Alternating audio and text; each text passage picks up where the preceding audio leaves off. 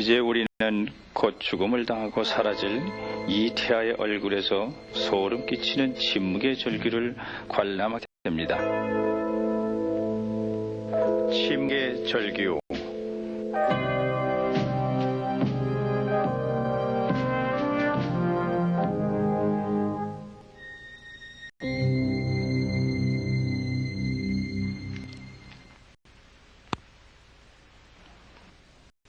저는 산부인과 의사 버나드 네튼슨입니다.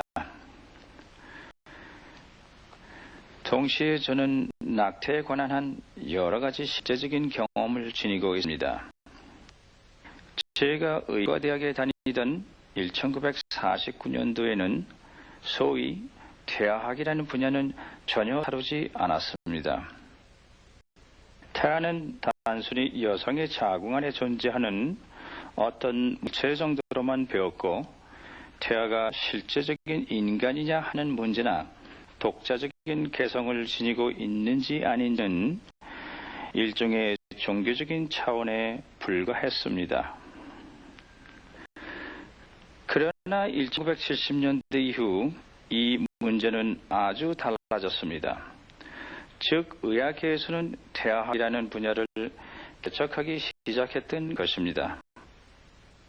이 새로운 분야의 학문은 보다 구체적으로 다뤄졌는데, 즉 초음파 영상, 전자식 태아 심장 측정, 태아 전문학, 자궁 내 촬영 기술, 방사면역 화학 및 그 외 여러 가지 과학 기술의 도입으로 눈부신 발전을 가져왔습니다. 1976년 이후에는 움직이는 태아의 모습을 관찰할 수 있는 초음파 장치가 임상도구로 사용되고 있습니다. 초음파 검사실은 재래식 검사 테이블과 여기 보이는 덩치가 큰 초음파 영상 장치로 이루어져 있습니다. 이제 한 임신부가 검사대 위에 누워 있습니다. 복부는 가려워져 있습니다. 기계의 머리 부분이 자궁 위에 놓였습니다. 이 기계의 기본 원리는 고주파음을 발산한 광속과 그 음파의 진동수를 다시 수집하는 진동자로 만들어져 있습니다. 반사되어 수집된 진동수는 컴퓨터에 수집되어 살아있는 태아의 상태를 식별할 수 있는 영상으로 나타나게 됩니다. 이렇게 나타난 태아의 모습은 섬세한 형태로 영상시켜 임신 말기에 유용하게 쓸 수 있습니다. 한편 임신 초기에 이러한 방법을 사용하여 정확하게 태아의 윤곽을 측정해 볼 수 있습니다. 반사원 무늬로 재조립된 영상은 놀라울 정도로 태아의 상태를 판단할 수 있고, 심장이 수축작용을 할 때 열리고 닫히는 심장 안의 작은 밸브까지도 분명히 식별할 수 있습니다. 이러한 방법을 통하여 부모들은 아직 태어나지 않은 아기의 모습을 직접 볼 수 있습니다. 이러한 현대의학의 기술과 훌륭한 기계장치를 사용하면서 태아는 결국 우리와 똑같은 인간이며 인간 사회의 일원이라는 것을 부정할 수 없게 되었습니다. 어떠한 형태로든 우리과 따로 구분될 수 없는 인간이라는 것을 더욱 확신시켜 주었습니다. 그러면 이제 발달된 기술의 힘을 이용해 희생자의 편에 서서 낙태 수술을 관찰해 보기로 하겠습니다. 초음파 영상 기술이 우리가 오늘 이것을 볼 수 있게 해주었고, 의사가 철제 기구들을 사용하여 무자비하게 태아의 몸을 해체 분해하는 과정에서 하나의 생명이 비참하게 살해되는 것을 보시게 됩니다. 철제 기구가 태아의 몸을 사정없이 조각내어 관절 마디마디를 끊어버리고 온몸을 파괴시켜 버립니다. 우리는 지금 태아가 출생하기 전에 어떠한 과정으로 성장하는가를 보게 됩니다. 즉, 태아가 모차에서 자라나는 과정을 관찰해 보기로 합시다. 여기 쇠돼지 4주, 8주, 12주, 16주, 18주, 20주, 그리고 28주가 된 태아들이 있습니다. 태아의 전체 성장 과정에는 엄청난 변화가 없고 조직 형태는 더 이상 변화하지 않는다는 것을 알 수 있으며, 쇠돼지 12대는 이 작은 인간은 완전한 인간의 모습을 갖추고 있는 사람임을 부정할 수 없게 됩니다. 이 태아는 최소한 6주 동안 뇌파의 활동을 해왔고 심장은 8 동안 가동해 왔으며 그의 모든 기능 역시 우리들과 조금도 다를 바 없습니다. 이것은 윌리엄스의 산부인과 학이란 책인데 1980년에 출판되었고 16번이나 출판된 서적으로 미국 내 모든 의과대학에서 교재로 사용되고 있습니다. 1980년에 발간된 이 책자는 다음과 같은 내용으로 서문이 시작됩니다. 다양스럽게도 현 시대는 태아를 제2의 환자로서 소중하게 다루고 의당이 받을 권리를 존중해주는 제로 접어들었습니다. 수년 전 해도 태아를 소중하게 다뤄야 한다는 것은 생각조차 못했습니다. 전통적인 의학 윤리나 불문율은 의사들이 생명을 보호하고 위태롭게 하지 않는 것을 지키도록 서약하게 되어 있습니다. 이제 제2의 환자인 태아에게 낙태가 어떻게 이루어지는가를 보게 될 것입니다. 이 태아는 쇠된 지 12주이며 자궁 안에 있는 모습입니다. 태아를 둘러싸고 있는 이 근육은 바로 자궁입니다. 의사가 수술을 시작할 때에는 우선 질경이라고 하는 이 기구를 질안에 넣고 질경부를 보기 위하여 이 기구를 크게 벌립니다. 이것이 자궁의 질경부입니다. 자궁 질경부를 잘 볼 수 있도록 한 다음에 낙태 시술자는 테나클럼이라고 하는 이 기구를 사용하여 자궁경부를 고정시켜 놓습니다. 이러한 작업을 마친 다음에 낙태 시술자는 테나클럼을 사용하여 자궁경부를 잘 들여다볼 수 있도록 고정시켜 놓고 음파 사운드라고 하는 기구를 사용하게 되는데, 이 기구는 자궁 속에 넣었다가 다시 빼내는 과정을 통해서 자궁의 비와 넓이를 정확하게 측정해 냅니다.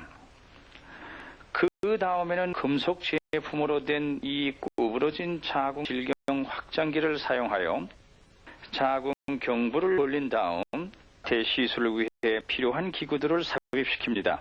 그 다음에 우선 자궁 경부를 확장시키기 위해서 이 기구들 가운데 가장 가느다란 기구를 자궁 경부에 집어넣고 이 기구를 돌려가면서 조금씩 크게 벌리는 가운데 더 큰 기계들을 삽입하는 작업을 진행합니다. 결국 서서히 자궁 경부가 낙태 시술을 위해 적당한 크기로 벌어지면 낙태 시술자는 흡입기라고 하는 기구를 사용하여 이미 확장되어 있는 자궁 경부 속으로 이 기구를 집어넣는데 사용하기 전에는 항상 소독 용기 속에 보관하고 있습니다. 이제 낙태 시술자는 이 기구를 사용하여 태아를 둘러싸고 있는 태낭에 구멍을 낸 다음 태낭 속에 들어있는 양수가 빠져나오도록 합니다. 그러면 이 기구는 태아에게 직접 접촉하게 되며 끝부분에 약 55mm의 순주 흡입력을 작동시켜 이쪽에 있는 길고 두터운 흡감과 다른 끝 부분에 연결된 필요한 기구들을 연결시켜 마침내 흡입기 꼭지 부분은 태아를 찢어 조각을 내기 시작합니다. 이제 태아의 몸은 산산이 찢어지게 되고 하나 둘 조각난 태아는 몸체 일부와 머리 부분만 남게 되는데 머리는 너무 커서 이 기구만으로는 끄집어낼 수 없습니다.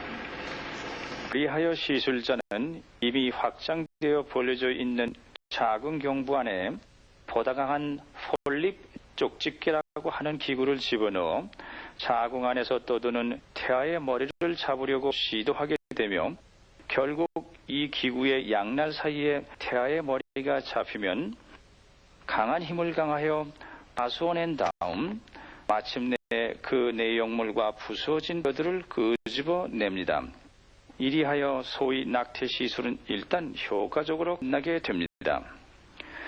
우리는 12주 된 태아의 모습을 초음파 영상을 통하여 관찰하였고 또한 여러 가지 낙태 기구들과 그 진행 과정을 지켜보았습니다.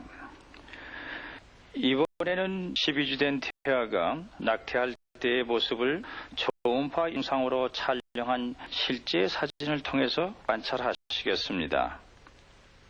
후기 낙태, 즉 12주 된 태아의 낙태 수술이 엄청나게 많으며 미국에서만 매일 4,000건 정도 시행되고 있는데 이제 보실 장면은 낙태 전문 병원에서 실제로 촬영한 것입니다.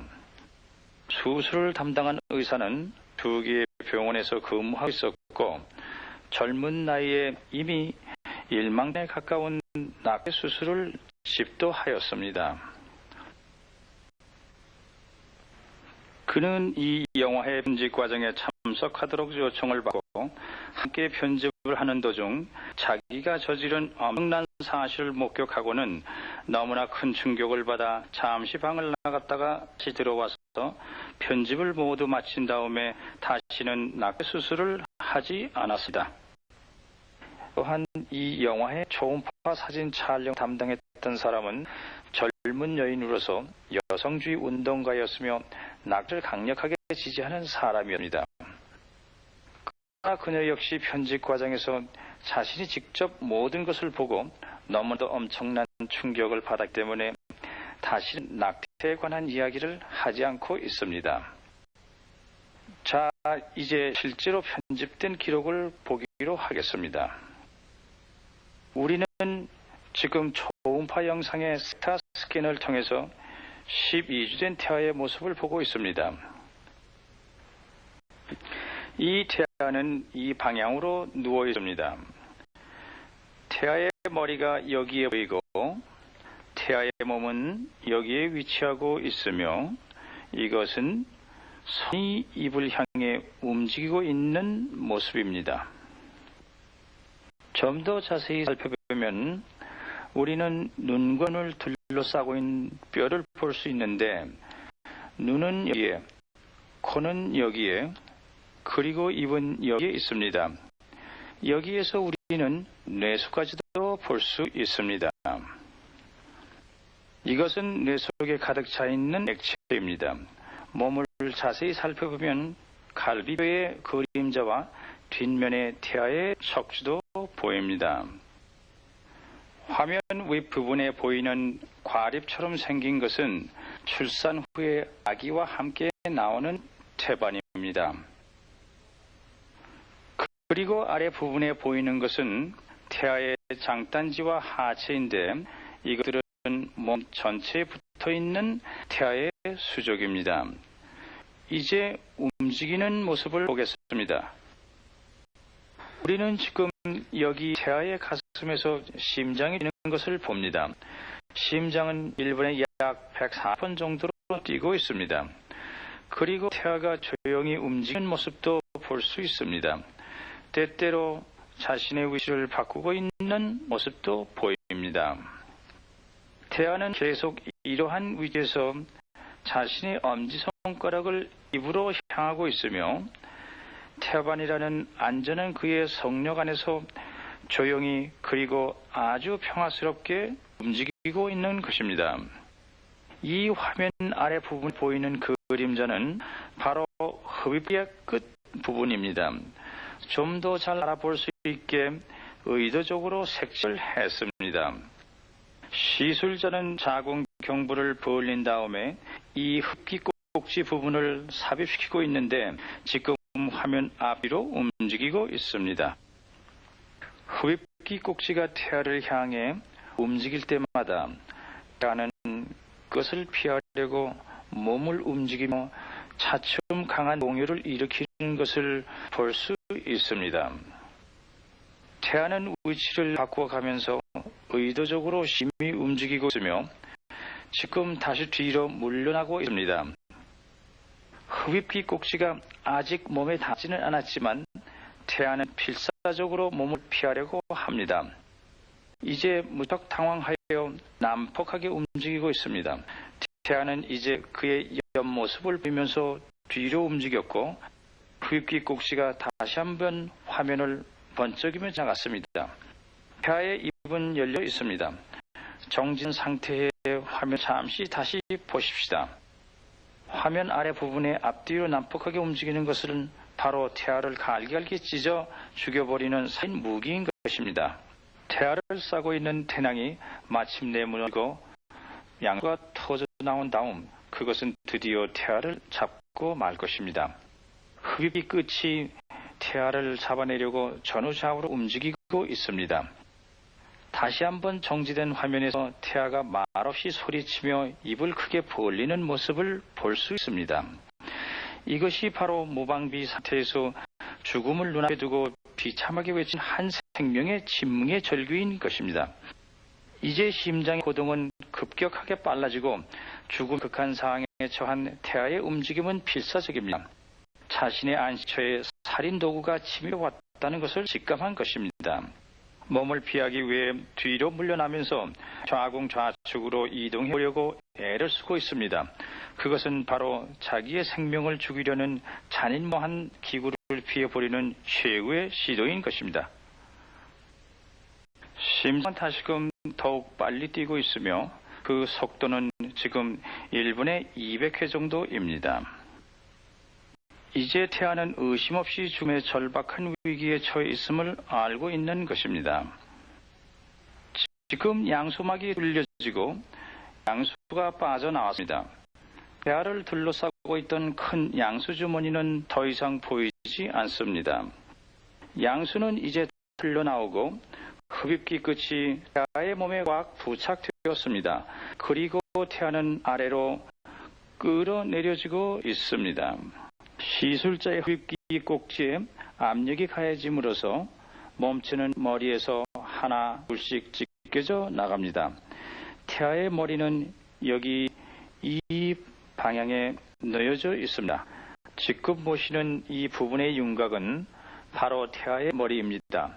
하체는 이미 없어졌습니다. 흡입기 꼭지가 화면에 반짝하는 섬광을 그리며 마치 태파도 같은 음영을 만들고 있는데 그것은 태아의 자네를 전으로 끌어당기는 작동입니다.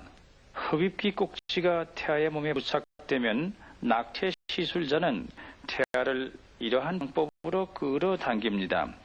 머리는 아직도 식별할 수 있을 만큼 보입니다. 그러나 머리로부터 찢겨져 나간 몸체는 더 이상 식별할 수 없게 되었습니다. 지금 보이는 것은 머리 중간에 에코라고 하는 부분과 뼈의 조각들만 남아 있습니다.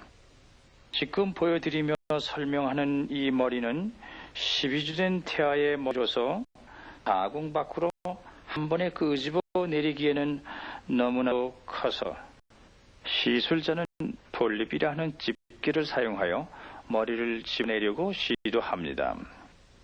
낙태 시술자는 폴립이라는 이 집게를 사용하여 이와 같이 머리를 부숴버린 다음 조각난 부분들을 자궁 밖으로 제거해 버립니다.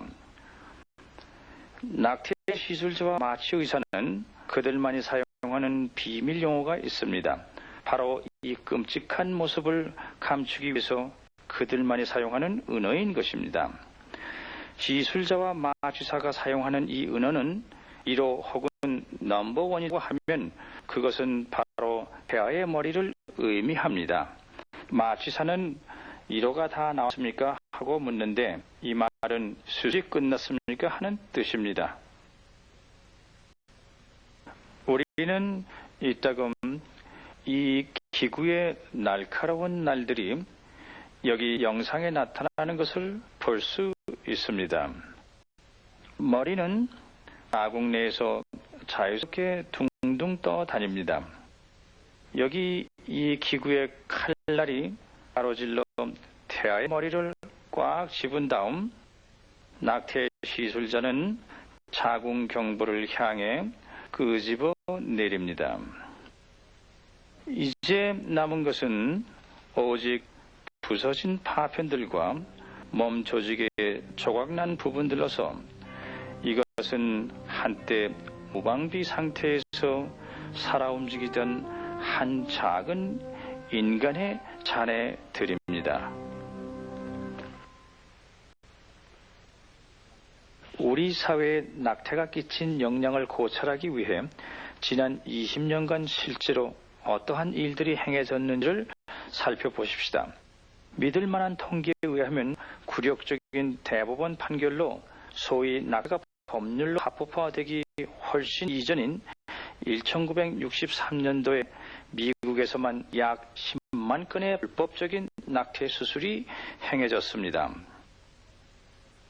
한편 합법적인 낙태 수술은 극소수에 불과했으나 대법원에 의해 낙태가 합법화된 첫해인 1973년도에는 무려 75만 건의 낙태 수술이 사용되었고 1983년에는 무려 150만 건의 낙태 수술이 시행되었다는 거의 완벽한 통계가 나왔습니다. 이제 낙태를 상업적인 면에서 보실까요? 지난해에는 미국에서만도 150만 건의 낙태 수술이 행해졌는데 한 번 낙태 수술을 받기 위해서 드는 비용은 평균 300 내지 400달러가 소요됩니다. 이러한 비용은 미국에서만 연간 5억 내지 6억 달러에 이르며 전 세계 일반 대기업체 가운데서 500개 가운데 하나로 손꼽을 수 있을 만큼 대기업체로 지적될 수 있습니다.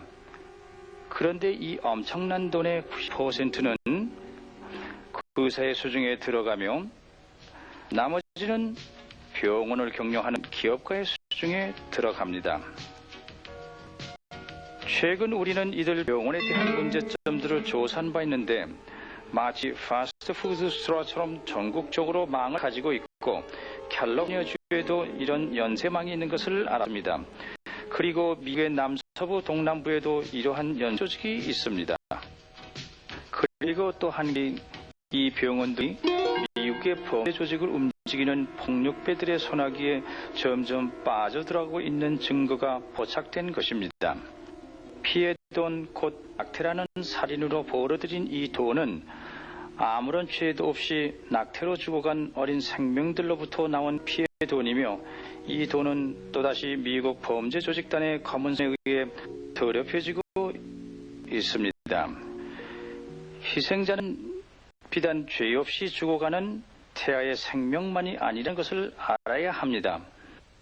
또 다른 희생자는 바로 낙태 수술을 받는 임신들입니다. 그들은 태어나지 않은 어린 생명의 진정한 가치가 무엇이며 낙태가 진정으로 무엇을 의미하는지를 모르고 있는 것입니다.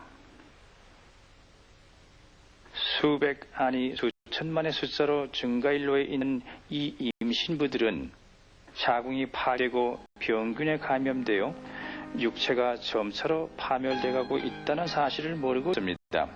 낙태의 후유증으로 임충까지 얻어 출산이 불가능하게 되며 이 모든 결과는 바로 낙태 수술에 관한 아무런 지식이 없기 때문에 일어나는 것입니다. 이 영화와 또 앞으로 제작될 다른 영화들은 장차 낙태 수술을 받고자 하는 임신부들에게 수술 전에 모든 수속의 일부로 반드시 보여주어야 합니다. 저는 전국 낙태 권리옹호 일명을 고발하며 소위 이상 설계 부모회와 낙태를 상업화하는 모든 공모자들이 임신부들에게 낙태의 올바른 진상을 밝혀주지 않고 오히려 오히려 비밀을 지키도록 유도한 비도덕적인 행위를 고발합니다. 아울러 모든 낙태 운동가들에게 임신부들이 수술에 동의하기 전에 의무적으로 이와 같은 생생한 비디오 테이프를 보여주라고 강력히 요청합니다. 저는 낙태에 관한 한 어느 정도 지식을 갖고 있다고 자부합니다. 저는 1969년 전국 낙태권리 옹호연맹을 창설한 사람 중에 하나입니다. 그리고 2년간 저는 서방 세계에서 가장 큰 낙태병원의 책임자로였습니다. 그 무렵부터 낙태학이라는 새로운 과학 분야가 개척되었고 보다 깊이 관찰하고 연구한 끝에 결국 다음과 같은 결론을 내리게 되었습니다. 미생아는 예외 없이 모두가 인간이며 우리 인간과 다를 바가 없고 우리 인간 사회의 일원이라는 것을 부정할 수가 없는 것입니다. 그러므로 인간 생명을 무참하게 살해함으로써 사회 문제를 해결할 수 있다고 생각한다는 것은 근본적으로 잘못된 것입니다. 오히려 폭력에 의한 행위는 바로 과학과 윤리 도덕의 질서를 파괴하는 행위라고 생각합니다. 저는 미국이라는 나라가 인간을 달세기에 보냈으면서도 생명의 살상보다 더 나은 해결책을 찾지 못한다고 생각하지 않습니다.